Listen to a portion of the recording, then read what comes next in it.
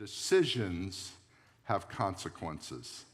Decisions have consequences. This week, I was reading about the high-speed rail they're thinking about bringing into South Florida. Now, they've been talking about a high-speed rail about every 10 years since I was a little kid. It's like, so if you're new to here, don't get too excited. Maybe this is the iteration, and maybe it'll be 10 years from now. But one of the things they're working on is, if they build this high-speed rail, what is the width of the rails? The gauge, they call it, between this rail and this rail. Do we do the Japanese version? Do we do the German version? Do we do the British version? Do we do the whatever? Because America has a small set of high-speed rails. And they're arguing over this, and it's billions of dollars depending on what they do. Now, I have lived all but 2 years of my life within a mile of this railroad right down here. I don't know. It's just, I don't hear it anymore. There's 24 a day that go by. I called up the FEC once and said, how many trains go by a day? 24, minimum. 24 trains go up and down that track every single day. Do you know, and I did it, it's 4 feet, 8.5 inches wide between this rail and that rail. 4 feet, 8.5 inches. Now, we're going to spend billions of dollars as the state of Florida if we change that.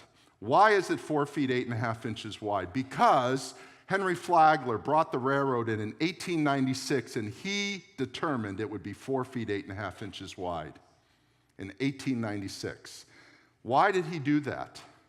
Because up north, the trains in the north of the United States that were already here in the mid-1800s, Pittsburgh, Philly, New York, New Jersey, Maryland, Boston, he wanted them to come down and bring commerce and people into Florida. And those rails gauge were 4 feet, 8.5 inches. So he said, unlike the Indian version, where in India every state had a different gauge, so you could only run trains in your state, he said, I'm going to do the same as them so they could come down. Well, why did the Americans in the north go 4 feet, 8.5 inches? Well, because in the early 1800s, they chose to go the British route instead of the German route. The German had a different gauge. They went the British route. The British trains are 4 feet, 8.5 inches, the gauge of the rails. Why are they that wide? Because before they were built, there were trams, horse-drawn trams on rails. And the trams were 4 feet, 8.5 inches wide in the 1700s. Well, why were they 4 feet, 8.5 inches wide? Because the coaches, the stage coaches, you know, back in Jane Austen's day and all that, the stagecoaches, the wheelbase of a stagecoach in England was 4 feet, 8.5 inches wide. Why was that? Because the wagons of the Middle Ages in England had a wheelbase of 4 feet, 8.5 inches wide. Why? Because the Romans who came to Britain in the 200 ADs, you know, Britannica, you know, that was a Roman colony, right?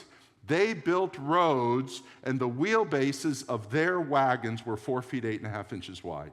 Why? Because in Rome, they were 4 feet, 8.5 inches wide. Why? Because around 100 BC, the chariots wheelbase for a Roman war chariot was 4 feet, 8.5 inches wide. Why? Because that is the width of 2 war horses bridled side by side. Some centurion 2,100 years ago determined the width of the wheelbase of a war chariot, and today we are determining whether we're going to spend billions of dollars based on that decision 2,100 years ago. Is that amazing? Decisions have consequences. Now, the decisions you and I make are not quite as big as that, but let me tell you, if your life is affected, it is big as that. We have this sense that, you know, those are big decisions, but, you know, when your life is affected, it's big.